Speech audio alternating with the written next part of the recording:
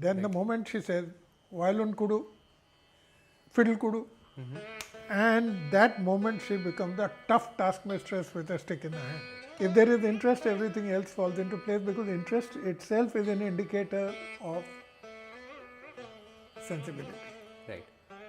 How can ugliness be satisfying? It's satisfying because it has transcended its qualitative aspect. What is the function of music? Right. Function of music or any art is to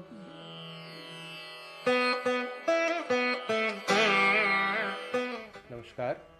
We are with Shri Deepak Raja ji, world-renowned musicologist, a very well-renowned sitar player. The subject of our discussion today is does Indian classical music have impact on babies and children? There has been research conducted in US and Europe, basically titled the Mozart Effect, which had used empirical and statistical analysis to show that evidence exists that Western classical music does have an impact on babies. So that's the subject of research, and if you could share your thoughts, initial thoughts, and then we can take this further the way. Okay, I look at it this way. The proposition that we are broadly making is that a musically cultivated mind achieves a higher than average level of efficiency in managing non-musical tasks, Right. cerebral tasks, let's put it this way. I look at it slightly differently, because why only music? We perceive our world through 5 different senses. The cultivation of any of the senses should affect the overall efficiency of the brain in processing sensory signals. Right. Right? So I would say that if a child is introduced to paintings at an early age, may also develop the same kind of ability to handle non-artistic tasks. Right. Or a child learns to cook early, Right. the sense of smell, sense of taste. I don't see any strong logic for believing that music alone does it. Right. The next question is, does research done on Western classical music apply to Indian music? Right. I'm not so sure. Right. Then there's another interesting idea here in this, that universally, what the exact word is, universally appreciated from birth. I question all of these. Universally appreciated from birth. What is universally appreciated? Let's start with this. There is no music that is universally appreciated. Right. Second, appreciation. What appreciation are we talking? What level of appreciation are we Do talking we even know about? that it's being appreciated? What constitutes appreciation? Right. And from birth, can there be anything that, now there is of course this question, nature versus nurture. Can there be anything that, what does appreciation mean? It means converting neuroacoustic signal into meaning, right? How much of it is genetically transmitted? Right. And how much is acquired through the environment? I don't know. See, some of the research done in India suggests that on a very small scale, I wouldn't say it's a very large study. I think Mukund Lath was one of the participants of that study, and B.C. Deva. Okay. they looked at the heredity aspect of musicianship. Okay. And some foreign scholars have also done that. And they said there's about 60% chance that a musician's son or daughter Right. will have musical potential. It doesn't say necessarily achieve the same level of musicianship. Okay. So 60% is neither here nor there. Right. So if we are talking about cultivating the musical sensibility, I take the point that we're talking about the musical sensibility. Right. What does it constitute? It constitutes an ability to pitch differentiation Right. and pattern recognition. Right. And pattern recognition includes rhythm, Right. because rhythm is a principle of grouping sound signals. Right. If you've seen the work of Carl Seashore's Psychology of Music, Right. 1930s, I think. So it's a principle of grouping. Now, pitch recognition, or let's say pitch differentiation, whether a sound is higher or lower than another, I haven't seen research on this, but it would seem that it is largely genetically determined. Okay. To what extent it can be improved with training, I don't know. Right. I haven't seen studies on that. Right. And today, with the training devices that can be developed for it, there may be a larger possibility to develop that ability. Right. Pattern recognition is probably much more cultural. Right. And that too, from birth,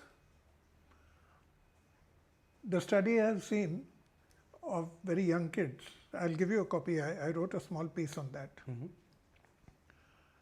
It shows that very young children, kids, infants of 2 and 3 years, they showed signs of differentiation between sad music and happy music. Okay. Now again, this was done, a study was done in England. Okay. How universal is this? Right. And they came to the conclusion that major scale is happy music, and minor scale is sad music. And sad and happy in their terms is also a totally different concept as compared to. No, and interpreting the signals that you're getting from a 3-year child, Right. a 2-year-old, 3-year-old child, Right. is a tough one. I mean, okay, the happy and sad is, I think, binary enough. But can I use that information to develop a methodology for orienting children towards music? Right. And again, the question here is, does even that response not depend on pitch differentiation capabilities, which are probably, in my opinion, probably largely genetic? Genetic. Because let's assume that at the age of 2 or 3, they've not been cultivated. Right. So there must be a range of abilities available in the universe of children born. To say that anything can be universally appreciated, or there's any music that is universally even interpreted as sad or happy. And Sangeet Ratnakar very clearly says Right. that the rag itself has different emotional content Right. based on the lay. Right. So Vilambit lay communicates one lay, Madhya lay communicates another lay, and Drut lay communicates a different sentiment. Yeah. So even the emotional content of the same melodic framework Is. can be different. Right. So that minor scale, major scale looks like, okay, an interesting study, somebody will get a PhD for it. But I don't know to what extent that research can be used. Right. So that is my broad perspective on the research that you have quoted. Right. If we were to speak around the qualities of Indian classical music, we'd spoken about happy and sad, which was basically a Western concept of major and minor. Here we have Navarasas. We have so many different talas, complex talas and complex ragas. And we have had cases of most musicians who are there today, they've had at least some sort of a listening exposure at their homes, where musicians used to come and go and they were exposed. Even a baby till the age of 3, it cannot speak. But the networks in the brain are being developed, and through such level of complex ragas, which are not as simple as something like a Twinkle Twinkle Little Star and so on. So from there, what I want to really get to is,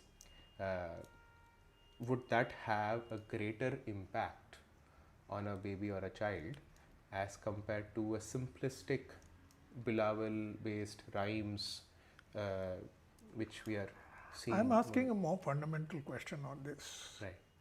I mean, the basic theory of education you start from is that you start from the simple and move gradually towards the more complex. Right. You start from the easy to understand to the more difficult to understand. You start with the cyclical, which is the easiest to understand, to things that are more linear. Right. Which require a progressive accumulation of the experience. Right. Classical music requires a progressive accumulation of it. It's almost like architecture. Absolutely. To appreciate architecture, you have to enter a building. It needs a deeper level of I understanding. mean, you can see the Taj Mahal from a distance, it's a pretty picture, but Right. it's only two-dimensional. Until you enter that, you haven't really understood Taj Mahal.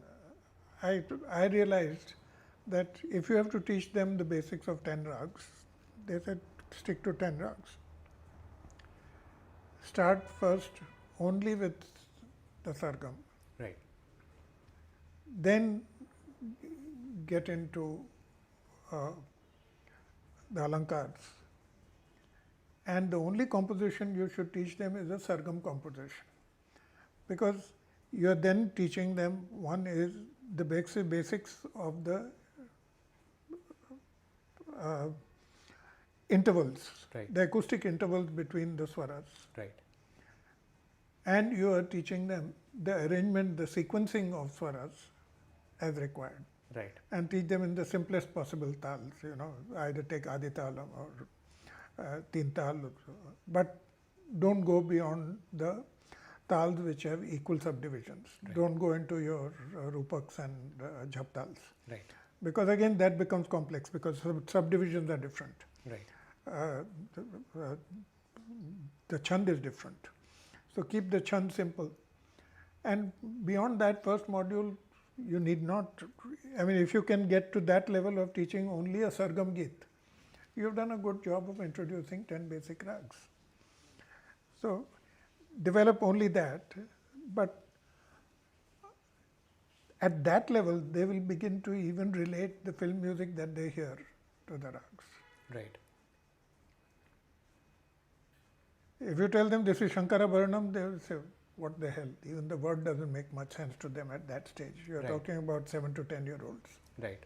So I would say that yes, basic cultivation of the musical sensibility has to start with just pitch recognition And pattern. and pattern recognition. So once we ingrain in children an understanding of some patterns and common patterns, Right. they can start relating it to the sounds and they can start organizing their musical ideas Right. in what they need not necessarily see as a rag, but it gives them a method of organizing their musical ideas. Right. So I think that is if we are talking about cultivating the musical sensibility, and then I see nothing wrong in them not being interested in classical music, because classical music, see, let's put it this way. Music, what is the function of music? Right. Function of music or any art is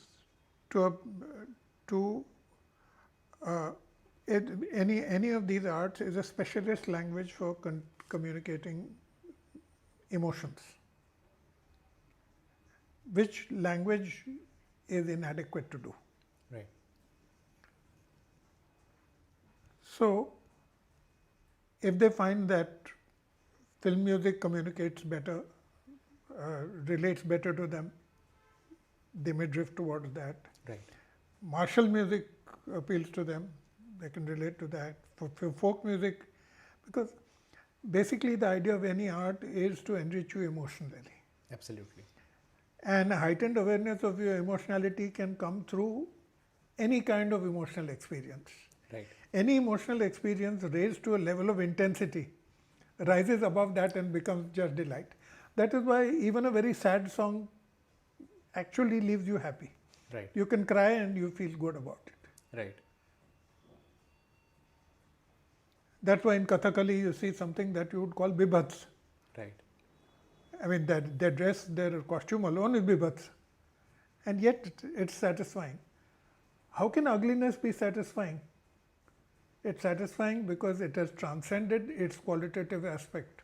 And that is what Taittiriya Upanishad says, Raso Vaisaha. That Lord Vishnu, you are rasa. There is a practical aspect where to understanding the aesthetics, where a musician purposively he sees a certain rag as sad, or he sees the rag as viraras, and he presents it as viraras. Right. Somebody else may see it very differently, because rag, you can't have a dictionary of rag. Right. Nobody has attempted it, thank God.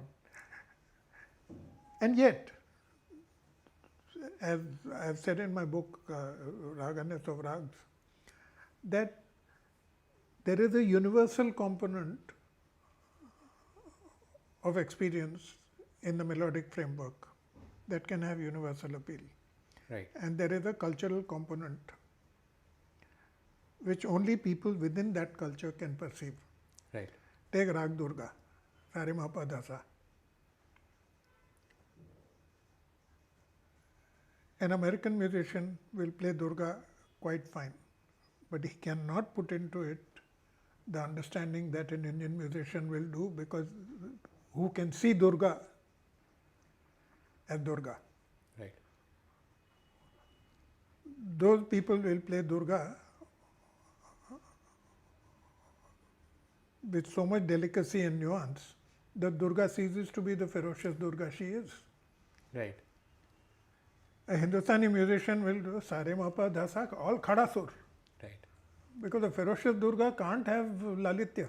The Veera She is not seductive. Right. Absolutely. And some of our Indian musicians have also now started presenting Durga as a seductive rag. And it says, so the Durga hai, Saraswati hai. So there is a universal component of aesthetic appeal which a certain, see, finally there is a tonal geometry of a rag. They have an acoustic relationship. Right. When you sequence them in a certain way, it acquires a certain elegance. Right. So that anyone anywhere in the world can be sensitized to, although it may be an unfamiliar juxtaposition. The Swangatis may be unfamiliar to an American or a Frenchman or a German. But if you hear it 2-3 times, you can see some elegance in it. But he cannot relate to the cultural meaning.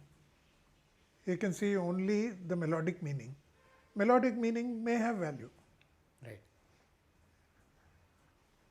So there are so many of these issues. So to talking about educating young children, take them to the level where they can start relating the patterns to the sounds they see around themselves. Right. And if they get involved in the more complex aspects of music, and classical music happens to be the most complex. Right. So, and only with repetitive exposure that they can start.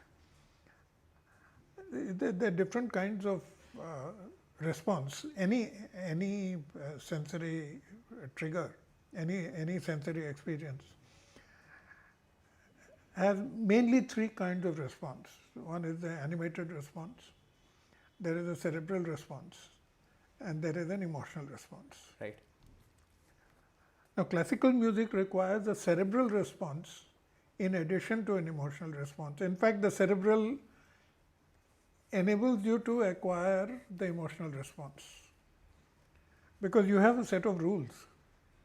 You must understand the rules, and the appreciation lies in how those rules are applied. Right. And sometimes beauty may lie in defying all the rules. So, at training young children, come to the level of pattern recognition, pitch differentiation. Refine it as much as you can without defining what kind of music they should move towards. Because it's a matter of a great cultural aspect here. Right. One is your hereditary issue. Right. To give you my own example, on my father's side, directly there was no music, although my father's uncles were great patrons of music. They were fond of music. Nobody had studied music. Right. My mother came from a musical family. All musicians, all had studied classical music. Okay. When my mother got married, she was just about 18 and struggling to put her life together. When I was about 5, she told my father she wanted to learn the sitar. Okay. So, okay. A sitar was bought and a teacher was hired. I was 5 years old, 4 or 5 years old. The teacher would come in the afternoon when I had just come back from school, I had lunch and would be sleeping. That is the only time my mother was free. So, after the teacher left, I would get up, go and pick up the sitar and start playing on my own. Okay. And basically you had heard in your sleep. Sleep or half sleep or whatever that afternoon sleep was. Right. And I started playing on my own. So first what happens is, when it comes to classical music, first is interest. Right. And if there is already a genetically infused musical sensibility, it first expresses itself in interest. Right. And when that is identified, then its cultivation starts. Right. The issue here is all the time, I think, when we talk about cultivating it, first is identifying is there interest. Right. If there is interest, everything else falls into place, because interest itself is an indicator of sensibility. Right. So the question here, sir, is does interest, is interest also a function of what we are actually exposing the baby to? If the baby is not exposed to certain things at all, wouldn't the direction in which the interests develop be a function of what it has been exposed to? And from there comes the question of exposure to classical music. If there is no sensibility, you can expose the child to any amount of music, any kind of music, and there will be no response. Okay. So you're saying it's that more pitch genetic. the pitch differentiation Right. is the key. One is higher and lower. I mean, when we are talking about any activity or any expression, is higher or lower, and how much spatial distance and how much acoustic distance. Right. So if that sensibility is not there, no amount of exposure is going to bring the child in. Right. And we are saying that's more of a nature and more of a genetic the interest will, the nature, the genetic will give you an indication of through the interest. Right. Okay. So, if we are talking about only 1% of the population who, let's say, attend concerts or buy recordings or listen to recordings or listen to it on the radio, Right. then we are talking about a very small number of people who can graduate to the level of classical music. Right. But there's nothing terrible about not enjoying classical music, Right. or not being able to appreciate classical music. As an aspect of development, so there are two aspects that we are actually talking about. The research in US, which basically speaks around babies becoming more intelligent listening to classical music, is definitely one aspect. But moving away from that, the second aspect of multiple experiences of popular musicians, such as if you take Pandit Bhimsen Joshi ji, for example, there is an aspect of his life where he listens to a recording at the age of 8 or 9, and then he runs away, and then suddenly his interest in music peaks, and then he's in search of a guru. So so how would you look at, and if he probably hadn't listened to that recording, what would have happened, and how would you really see this? See, the interest must have been there. Right. And in any case, he was a product of a very rich musical culture. Right. It was triggered off by listening to the recording. My God, this is what music can be. I want to sing like him. And that was history. So the interest has to be triggered by something. Right. As it was in my case, my father deciding, okay, we'll buy you a sitar and hire you a teacher. Had that not happened, I may not have got into music. So I don't know. So at the age of 5, you started experimenting, or maybe starting to play with the sitar. Would you see the same happen probably at the age of 10, when you would have been exposed to many other things? How would you see yourself at See, in those days, we used to listen to film music was there. Right. Although we weren't, my parents were not cinema goers in that sense. Right. And there was no TV then. So they were not regular cinema goers. Movie was maybe 2 or 3 times in a year or something. If there was something interesting, we'd be taken. But it was there on the radio. Radio Ceylon was there. There was no Vivid Bharati in those days. So film music was there, and devotional music was there. 78 RPM records were being played in the house. Right. And they were not only classical music. We had film music records also coming in the house. So we were listening to all kinds of music. But I got interested in classical music. So it was maybe a slightly better developed neural network there. Right. But as a young kid, I used to sing also, and I used to sing a lot of film songs. I and my sister used to, when the first tape recorders came, we used to record duets together and all that. Right. So my sister also got interested, and she's become a good singer. Right. But she hasn't remained. She studied classical music, but she didn't become a good classical singer. She became a very good light music singer. Right. So there was definitely a musical environment, regardless of whether it was just classical music. It was different kinds of music, but there was definitely a musical environment. There was a musical environment, but you see, I won't say it was very musical in that sense. Right. But there was a teacher coming to our house 3 times a week, music teacher coming to the house, mother was learning. Right. So something had developed. And again, maternal family. Every summer vacation we would be at my mama's place. Everybody is a musician. Right. At night after dinner, everybody would. my my uncle and aunt both played the violin. So they would sit with the violin and we would be singing bhajans late into the night before they go to sleep. So different. When I came to Bombay, there were my cousins who were learning sitar. So I used to sit with their teacher and learn something. Right. So that, in that sense, in the household itself, it wasn't a very strong musical environment. But records were playing all the time. I mean, records were being bought, and they were expensive in those days.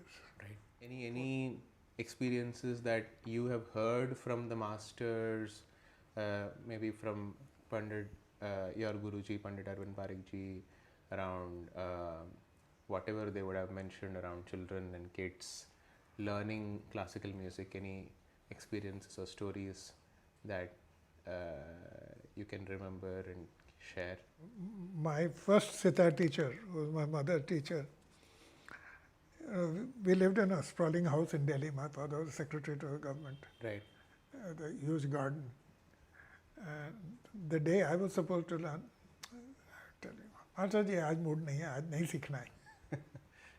अरे बाबा, थोड़ा बैठ जाओ, नहीं सीखना है, आज mood नहीं है. आज क्रिकेट खेलने का मूड है.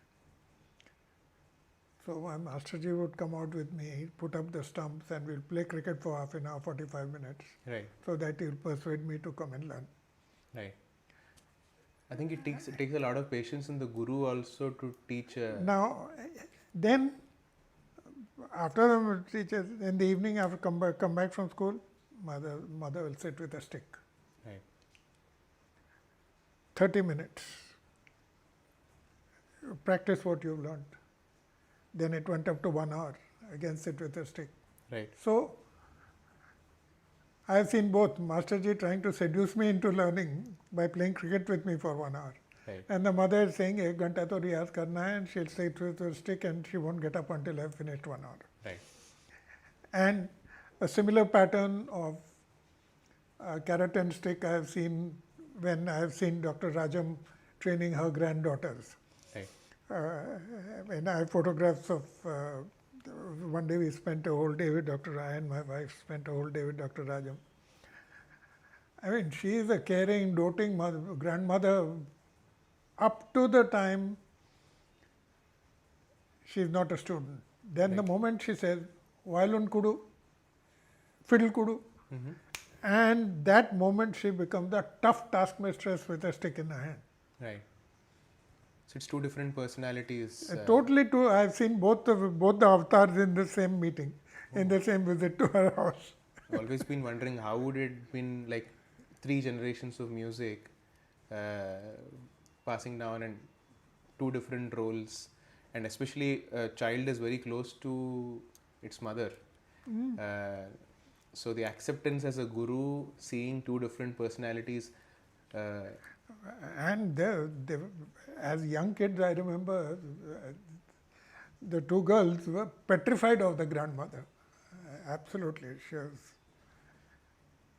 And she is a fairly stern woman, a very nice, very civilized person. But she is a stern person. Right. And even her music is so disciplined and immaculate discipline. Her bharat, her method of handling a rag, immaculate. Somebody I have great respect for, her music. And that, I think, comes from the Carnatic background. Right. That discipline comes from the Carnatic background. Right. In fact, she hails from a family of violinists, and her Yeah, brother. Narayana, big. And her brother has such a different style of playing, which is more discreet, Carnatic oriented, and Dr. Rajam's playing is so continuous and Gamaka oriented and Gayaki style. I could never imagine that in one family you would have such diverse ways of playing. Have the you violin. heard? But have you heard Dr. Rajam playing Carnatic music?